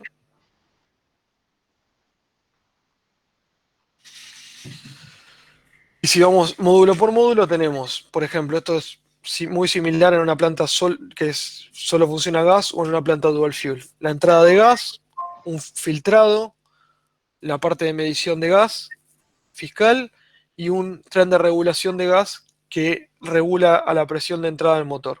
Y así va a cada uno de los motores de la planta. El líquido, la parte de combustible líquido, si vamos a utilizar fuel oil, por ejemplo, tenemos una bomba de descarga del camión al tanque de almacenamiento, una bomba de trasvaso del tanque de almacenamiento al buffer tank. Vamos a tener una separadora que básicamente son centrífugas que van a limpiar el combustible, lo van a centrifugar y lo van a dejar listo para inyectarlo en el day tank, o sea, en el tanque diario. Y vamos a tener una feeder unit que va a llevar el combustible hasta la booster. La booster lo que va a hacer va a medir la viscosidad del combustible y va a regular la temperatura. Y si la temperatura y la viscosidad son las adecuadas, las va a inyectar al motor. Y si tuviera que bajar más la viscosidad, le va a dar por un lazo cerrado, le va a decir a la separadora que tiene que hacer un sistema de limpieza diferente, o mayor o menor, lo va a regular y va a generar que el combustible tenga la viscosidad adecuada siempre en el tanque diario. Como dijimos, las plantas pueden funcionar también con diésel, es decir, una planta que funciona con fuel oil y gas también puede funcionar con diésel, siempre tiene una instalación de combustible diésel. Con diésel es muy básico, es una bomba de almacenamiento, una bomba de alimentación. Eso va al módulo del módulo auxiliar de la máquina y de ahí directamente a la máquina, ya que el diésel lo puede quemar directamente. Este es un poco el esquema del consumo de fuel oil, de la planta fuel oil. O sea, del almacenamiento, como viene de la refinería del fuel oil, va a ir a un buffer tank. Y la separadora lo que va a ir haciendo, va a ir tomando combustible del buffer tank y lo va a ir llevando en especificación al tanque diario, de ahí a la feeder y de la feeder a la booster y de la booster al motor. De vuelta, si la booster ve que la temperatura o la viscosidad no son adecuadas, va a hacer un ajuste sobre la feeder, sobre la separadora, y la separadora va a ajustar su régimen de trabajo para que este combustible esté en condiciones adecuadas y llegue a condiciones adecuadas en el day tank, en el tanque diario. Bueno, esto es parte de la modularidad de la planta. Luego tenemos la salida de los generadores van a ir a un switchgear, a una barra común, y de la barra común a la subestación, y de la subestación se eleva la tensión de inyección al sistema. Sistema de control. El sistema de control nos va a permitir poder ver todos los parámetros de la planta, desde el trasvaso de combustible, las temperaturas de los cilindros, la temperatura de los turbos, la temperatura del agua y toda la parte eléctrica para el despacho de la central. Así es como se ve un corte de una central, ¿no? Lo que nosotros llamamos engine hall o sala de generación. Los radiadores, en este caso los radiadores están en el techo, pero pueden estar en el piso también. Esta caseta es una caseta de filtrado de aire que va a inyectar aire al turbo. Esto es muy importante, que este filtrado sea libre de cualquier partícula, porque cualquier partícula que pueda entrar al turbo, digo partícula, me refiero de un tamaño o de una dureza más o menos importante, puede dañar el turbo. Es una pieza móvil muy cara y delicada, entonces es muy importante ese filtrado y la calidad de estas cañerías. Y luego tenemos la salida de gases de escape que va a la atmósfera. Módulo auxiliar, y las máquinas, como dijimos antes, como tienen 6 metros de alto, tienen toda una pasarela alrededor para el mantenimiento de las máquinas. Bueno, la tecnología FlexiCycle, básicamente lo que hacemos es recuperar los gases de escape, generar vapor con esa energía e inyectarlos en una turbina de vapor para poder generar mayor potencia y tener mayor eficiencia. Entonces, si estoy con un motor 18V50 SG que tiene una eficiencia de aproximadamente 48%, con el sistema de FlexiCycle de ciclo cerrado puedo llegar a una eficiencia total de la planta del 53% y puedo aumentar la potencia de salida un 10%. Tengan en cuenta que en un ciclo combinado el salto de eficiencia es mucho más alto y el salto de potencia también es mucho más alto. Pero acá, como partimos de una eficiencia térmica muy alta, no vemos un beneficio digamos, un salto muy grande en eficiencia y en potencia. Este es más o menos el esquema. O sea, del escape vamos a ir a la caldera de recuperación y de la caldera de recuperación a la atmósfera. Generamos vapor y el vapor va a ir a la turbina de vapor. Y tenemos un sistema que es con torre de enfriamiento, otro sistema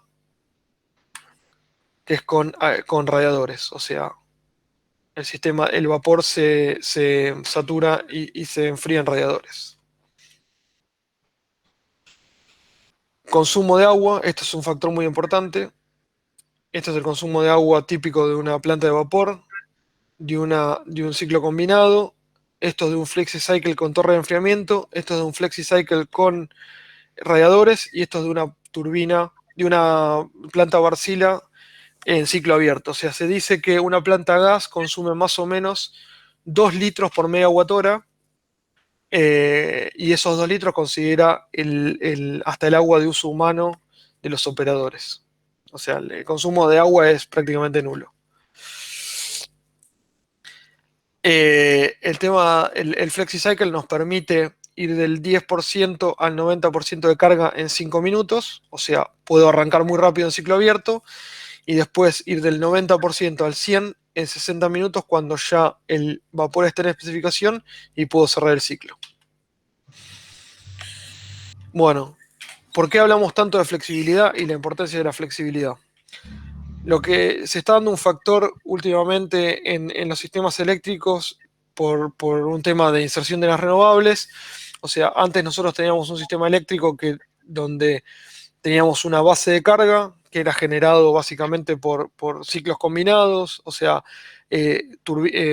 centrales nucleares y demás, o sea, plantas muy poco eficientes, muy poco flexibles, con alta eficiencia y bajo costo de combustible. Teníamos una tecnología intermedia que podían ser plantas Wärtsilä o plantas de motores o de turbinas de aeroderivadas, y después que tenían cierta flexibilidad y lo que compensaba los picos, un poco más de flexibilidad.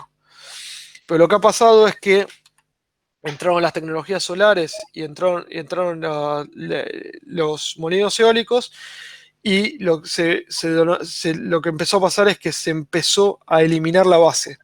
O sea, ya la base está dada en muchos mercados por el viento y por el sol, y lo que nos queda es compensar lo que necesitamos para cubrir los picos de demanda. Esto se llama, bueno, demanda equivalente.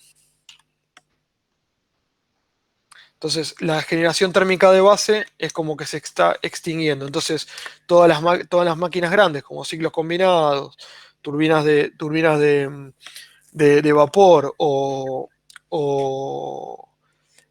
centrales nucleares, empiezan a perder utilidad porque no son flexibles.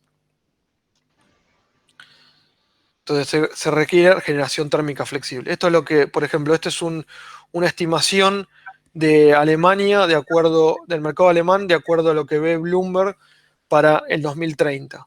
Acá vemos que la inserción solar y el viento es relativamente bajo, pero después tenemos nuclear, carbón y gas en base de carga. Y acá lo que vemos es, lo que ellos estiman es que en el 2030 las energías renovables van a perforar la base de carga y ya la base de carga no va a existir, va a ser mínima, y lo que se va a necesitar es gas de pico en lugar de gas de base, ¿no? Como era en el 2017. Entonces, ese gas de pico se da con plantas flexibles, porque son plantas que por ahí van a funcionar algunas horas por día, después van a parar porque voy a tener mucha producción solar y eólica, y después voy a tener que funcionar al final del día donde la producción solar baje. Entonces son plantas que van a tener que arrancar varias veces por día. Esto es, por ejemplo, lo que un día del parque eólico, del parque solar Cañadón León.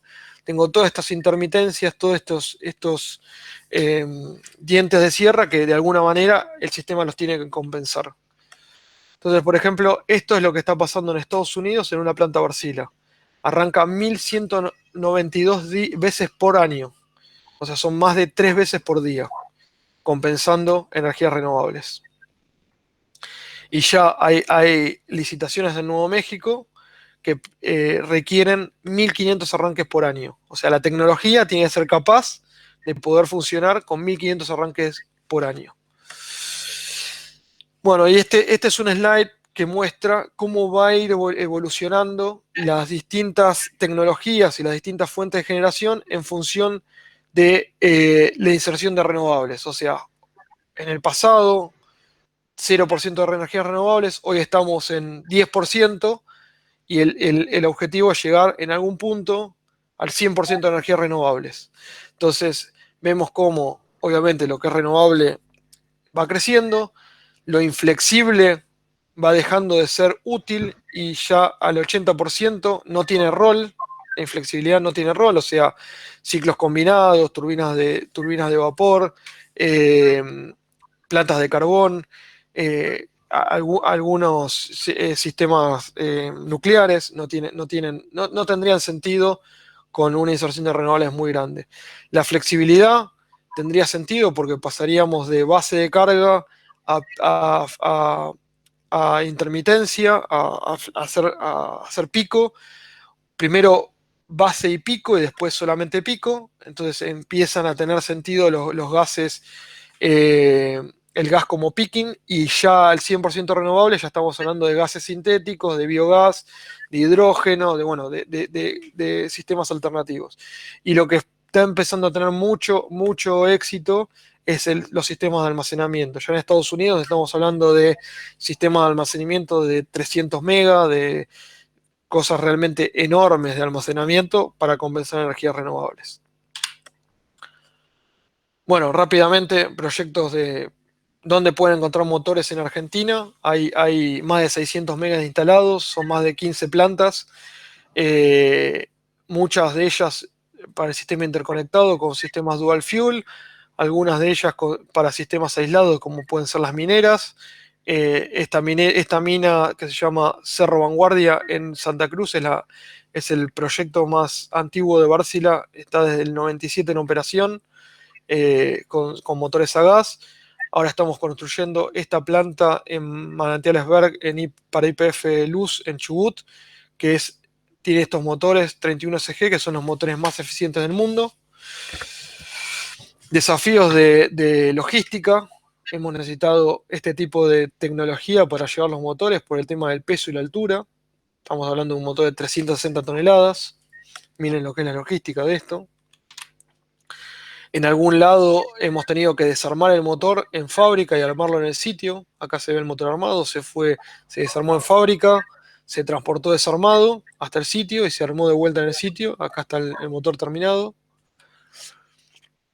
Esta, por ejemplo, es una planta en el norte, en Caimancito, donde se llevó el motor desarmado y se armó allá. Son 5 motores 50 SG a gas. Esta es una planta en Pilar de Pampa Energía, ¿no? Es una planta dual fuel de 100 mega. Acá se ve el tanque de combustible de fuel oil, el tanque de combustible de diésel, el tanque de agua, los tanques diarios, la parte de tratamiento de combustible. Acá están los motores, los 6 motores y los sistemas de escape y los radiadores. Acá un poco se ve qué es cada cosa. área de descarga de combustible, tanques diarios, sistema de tratamiento de combustible, diésel, fuel oil, sistema de enfriamiento, agua incendio, perdón. Estas son las oficinas del personal y acá tenemos el edificio eléctrico y la sala de control. Y acá están instalados los 6 motores. Esta es una planta gemela que Pampa Energía tiene en Bahía Blanca, en Ingeniero White. Esta es una turbina, son turbinas de vapor que tiene Pampa Energía en la central Piedrabuena. Y en el 2016 se instaló esta otra planta de 100 mega que funciona con gas y fuel oil. Esta planta está instalada en Pérez, en Santa Fe. Son unos 80 megas, 75 megas. Dual fuel también, gas, fuel oil, diésel. Tricombustibles esta planta. Esta es en Cañada de Gómez con motores 50 SG. Son unos 60 megas. Esta es en Villocampo. Son 50 megas con motores dual fuel, gas, fuel oil, que están funcionando solo fuel oil porque todavía no tiene gas el sistema. Y esta es una planta en Mendoza que tiene la particularidad de funcionar con gas natural licuado, que esta es una planta que pertenece a la compañía Galileo, trae del sur de Mendoza. Ellos licúan el gas en unos sistemas desarrollados por ellos llamados CryoBox, los transportan en camiones, lo depositan en estos tanques. Luego de estos tanques se toma el gas licuado, se gasifica en esta planta de regasificación y se inyecta en la planta de generación de energía eléctrica. O sea, es una planta gas que no tiene gasoducto físico, es un gasoducto virtual. Muy interesante la solución. Esto es un poco el proyecto de YPF en Manantiales Behr. Son los motores más eficientes, como les decía antes, 48% de eficiencia. Y esto es 0% de tolerancia, ¿no? O sea, es la eficiencia real que podemos garantizar. Y esta planta va a estar conectada a una subestación donde YPF Luz tiene conectado un parque eólico de 100 megas. Lo que conlleva a decir que, bueno, va a ser una planta que va a funcionar de alguna manera en modo híbrido, porque van a estar aportando al mismo sistema. Esta planta va a estar en servicio entre fin de este año y los primeros días del 2021. Déjame aportar, Gastón, que esa central eólica de Manantiales Verdes, YPF, llegó al 70% de factor de carga. Es un valor único a nivel mundial y que duplica los mejores factores de carga que existen en otras instalaciones en el mundo. 70% de factor de carga. Sí, la gente de Vestas estaba asombrado. Vestas es el proveedor de los molinos. Estaba asombrado del nivel de producción que tiene en esa central. Es increíble. Bueno, conclusiones. Entonces, la tecnología de los motores de media velocidad para generación de energía eléctrica permiten entrar en servicio muy rápido, nos permiten funcionar en base de carga, nos permiten ciclar, seguir la carga, porque como vimos con la modularidad, yo puedo ir bajando o subiendo unidades en función de la demanda. Puedo salir de servicio muy rápido y volver a entrar muy rápido. Y básicamente, bueno, parar muy rápido. También podemos bajar carga. O sea, cada motor tiene 30% de su potencia nominal como mínimo técnico. Es decir, que yo puedo apagar todas las máquinas y dejar una sola al 30%. Esto es muy importante para un sistema interconectado porque, por ejemplo, lo que pasaba en el pasado es que muchas veces el sistema dejaba centrales de ciclo combinados funcionando en mínimo técnico porque sabían, por un tema histórico, de que, por ejemplo, el domingo a la tarde hay un pico de demanda muy alto. Entonces se dejaba el ciclo combinado en mínimo técnico para que tenga una máquina en reserva rotante lista para poder tomar ese pico. Eso implica consumo de partes, giro de una máquina, horas acumuladas, consumo de energía, emisiones y demás, consumo de combustible, mientras que nosotros podríamos tener una máquina de estas parada, sabiendo que la puedo hacer rampear muy rápido y tener la energía disponible unos minutos antes que la demanda venga. Entonces, bueno, eso es parte de la flexibilidad. Entonces, la tecnología de los motores de media velocidad nos permite tener todo en uno. O sea, la misma planta puede ser eficiente para base de carga, puedo ciclar, puedo arrancar rápido, puedo parar rápido. Entonces, las conclusiones finales son, tiene arranques y paradas, no afectan a los costos de mantenimiento, el consumo de combustible líquido no afecta a los costos de mantenimiento, bajo consumo de agua, circuito cerrado de enfriamiento, baja presión, que es muy bueno, no necesito planta compresora, alta eficiencia aún en carga parcial por la modularidad, toma de 100% de carga entre 2 y 5 minutos, no necesidad de reserva rotante porque puede arrancar muy rápido, excelente para complementar energías renovables. Y que la potencia y la eficiencia es estable en un rango amplio de temperatura hasta los 40 grados. Esas son un poco las conclusiones de la tecnología. ¿Qué otras máquinas térmicas que tenemos en nuestro sistema eléctrico no cumplen? En definitiva, Gastón, lo que mostraste y sintetizo yo por este lado, son máquinas de altísimo rendimiento comparado con otras tecnologías, con un rango amplísimo de uso de hidrocarburos. O sea, podés ir desde un aceite de cocina prácticamente, dijiste, hasta gases como metano, etc. Uh-huh. La ventaja de la modularidad, que lo hace más confiable, demuestra que no hay ventajas de escala, en definitiva, porque el costo unitario es más o menos parecido a cualquier rango de potencia. Sí. Hablaste del periodo de construcción, que es mucho más corto que en otras instalaciones. Uh-huh. En lo que es emisiones está por debajo de otras alternativas, como las turbinas de gas que estuviste comparando. Exactamente.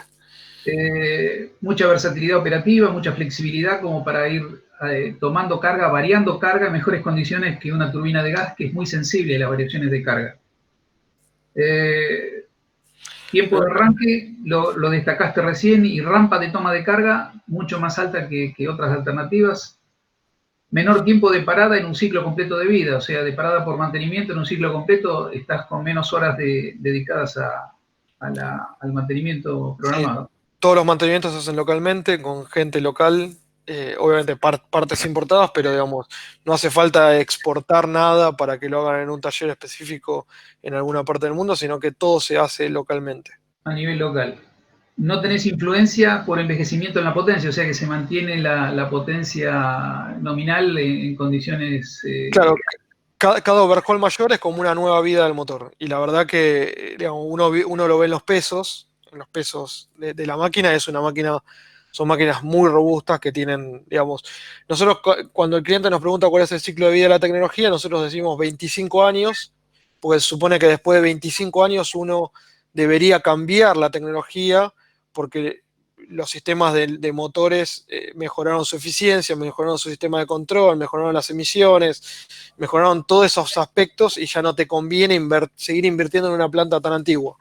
Pero si es digamos, por robustez, la planta podría hacerse overhaul sobre overhaul durante años. Indefinidamente, y Claro. tendrías cada vez que haces un overhaul una máquina prácticamente nueva, en un ciclo de 50.000 horas, creo que vi por ahí. Sí, los overhauls cambian mucho, depende del modelo motor, pero en promedio a veces en 50.000 horas se hace un overhaul mayor.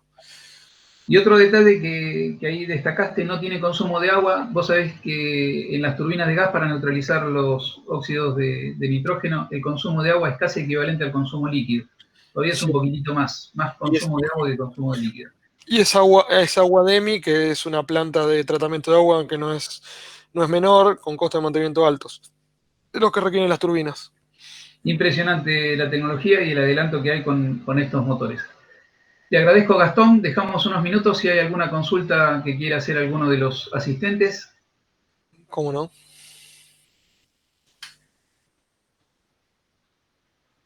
Hola, soy Jorge Pozo, ¿me escucha? Sí, si puede ser A un ver. poquito más fuerte. Con el ¿Sí? ¿Me escuchan bien ahí? Ahí se escucha. Ahora sí, adelante. Una pregunta concreta, Gastón, y mis felicitaciones y reconocimiento.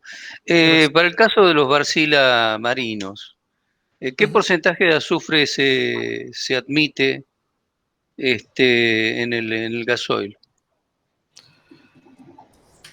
Bueno, si mal no recuerdo, creo que 1%. Lo tendría que averiguar en las hojas de datos porque la verdad que no lo tengo presente en este momento, pero lo puedo averiguar. No sé si hay algún canal, Sabino, para después poder enviarles la respuesta. Sí, a Está Jorge bien. le podemos responder, sí. Ok, Lo que Ok. pasa es que la limitación no es por el motor mismo, sino que viene dada por las cuestiones ambientales, ¿no? las emisiones, sí. Sí, pasó esto. En algún momento supimos contratar un buque en la empresa que trabaja. Regularmente lo hacemos, buques grandes. Y bueno, nos pedían un gasoil marino, que así venía definido en el contrato, con 0,5% de azufre, por exigencia del fabricante del motor. Bueno, le dimos lo que teníamos acá en el país, ¿no es cierto? Que es con un 1%, una cosa así. Y se conformaron. Pero bueno, por ahí venía la pregunta nada más, ¿no? Sí, yo creo que el fuel oil el fuel oil que teníamos acá, Sabino, de Camesa es menos del 1%, ¿no? De azufre. En el fuel oil en este momento es 0,7 y en el gasoil es 0,2, 0,22, creo que un número de ese estilo es. Sí, y creo que en Brasil tenemos máquinas que están quemando. ¿Puede ser el 5% de azufre que tenga en Brasil, Sabino? No, seguramente sí. Vos te fijás, el combustible que se usa en Venezuela tiene un contenido de azufre altísimo, hay otros, hay usos de todo estilo. Ahí Martín, fíjate, Jorge Martín hizo un comentario Sí, de la si nueva IMO me- 2020. ¿qué tal? Si me permitís, pues, Adelante, gracias. Martín. Dale, por Bueno, favor. mira, a partir de enero del 2020, la Organización Marítima Internacional implementó lo que es la IMO 2020, que limita el contenido de azufre en los combustibles a 0,5%, masa sobre masa, y 0,1% para las zonas denominadas ECA, o zonas de emisión de control de emisiones. Lo que podés usar combustibles de mayor cantidad de azufre, generalmente hasta 3,5%, pero con la adición de un scrubber en la salida del motor para lavar los gases y eliminar los óxidos de azufre. ¿Mm? Correcto.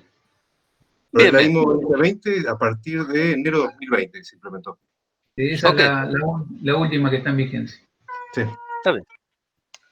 Yo me doy por muy satisfecho de las respuestas y participaciones de los colegas. Gracias. Dale, gracias Jorge, gracias Martín también por tus aportes. Gastón, el saludo y el aplauso es virtual. Gracias por tu tiempo, Bueno, gracias por tu dedicación. gracias a ustedes por la invitación y después les mando la presentación, así la pueden circularizar entre todos los oyentes. Dale, muchas gracias. Nos vemos Gracias a todos. el jueves que viene. Nos vemos con alguna cuestión relativa a la movilidad.